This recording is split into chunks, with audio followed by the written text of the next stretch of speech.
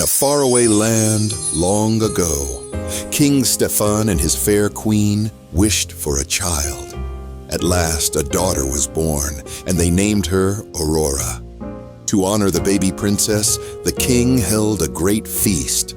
Nobles and peasants, knights and their ladies, everyone flocked joyfully to the castle.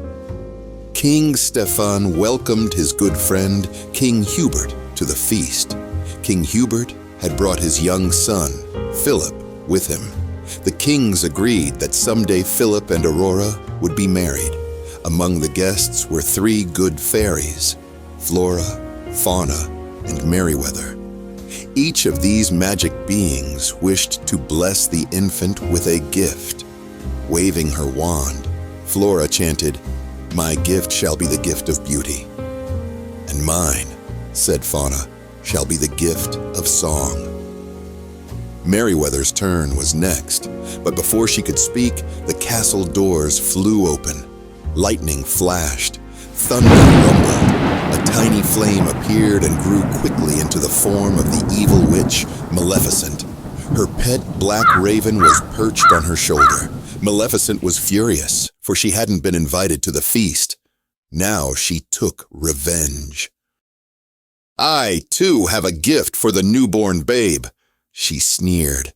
"She shall indeed grow in grace and beauty. But before the sun sets on her 16th birthday, she shall prick her finger on the spindle of a spinning wheel and die." With a cruel laugh, the witch vanished. Everyone in the room was grief-stricken, but Merryweather still had a gift to give, and she tried to undo Maleficent's curse.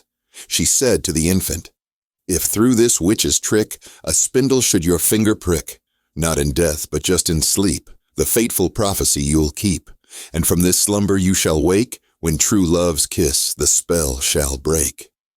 King Stefan ordered that every spinning wheel in the land be burned, but he still feared the witch's curse, so the good fairies hatched a plan. They would take Aurora to live with them, deep in the woods, safe from Maleficent. The king and queen agreed. They watched with heavy hearts as the fairies hurried from the castle, carrying the baby princess. To guard their secret, the fairies disguised themselves as peasant women and changed Aurora's name to Briar Rose. The years passed quietly, and Briar Rose grew into a beautiful young woman. At last, the princess reached her 16th birthday. Planning a surprise, the fairies sent her out to pick berries. Fauna baked a cake for her, while the others sewed her new gown. In a mossy glen, Briar Rose danced and sang with her friends, the birds and animals. She told them of her beautiful dream about meeting a tall, handsome stranger and falling in love. A handsome young man came riding by. When he heard Briar Rose singing, he jumped from his horse and hid in the bushes to watch her. Then he reached out to take her hand. Briar Rose was startled. "I didn't mean to frighten you," the young man smiled, "but I feel like we've met before." Briar Rose felt very happy. She and her admirer gazed into each other's eyes.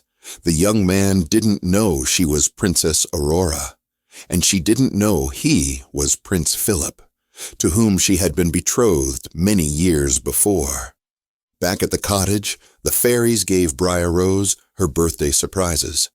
Then Briar Rose told them that she had fallen in love. "Impossible," they cried. They told her the truth at last, that she was a royal princess, betrothed at birth to a prince. Now it was time for her to return home. So poor Aurora was led away, pining for her handsome stranger. Maleficent's raven, perched on the chimney of the cottage, had heard everything. It flew off to warn Maleficent that the princess was finally returning to her rightful home. Maleficent sped to the castle. There, using her evil powers, she lured Aurora to a high tower. In the tiny room, a spinning wheel suddenly appeared. "Touch the spindle!" hissed Maleficent. "Touch it, I say!" The 3 good fairies rushed to the rescue, but they were too late. Aurora had touched the sharp spindle and instantly fallen into a deep sleep. Maleficent's cruel curse had come true. Now, with a harsh laugh, the witch vanished. The fairies wept bitterly. "Poor King Stefan and the Queen," said Fauna. "They'll be heartbroken when they find out," said Merryweather. "They're not going to," said Flora. "We'll put them all to sleep until the princess awakens."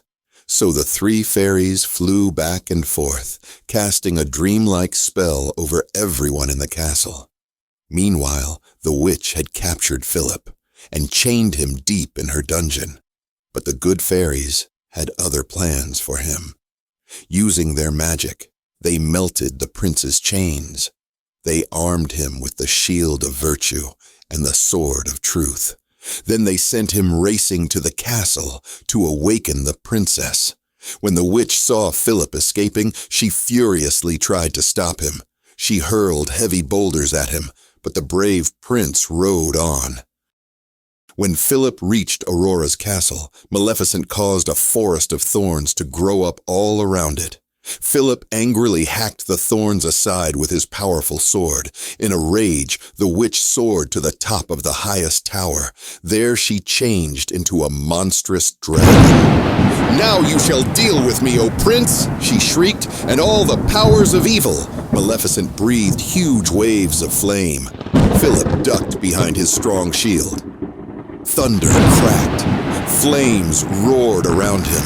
The prince fought bravely.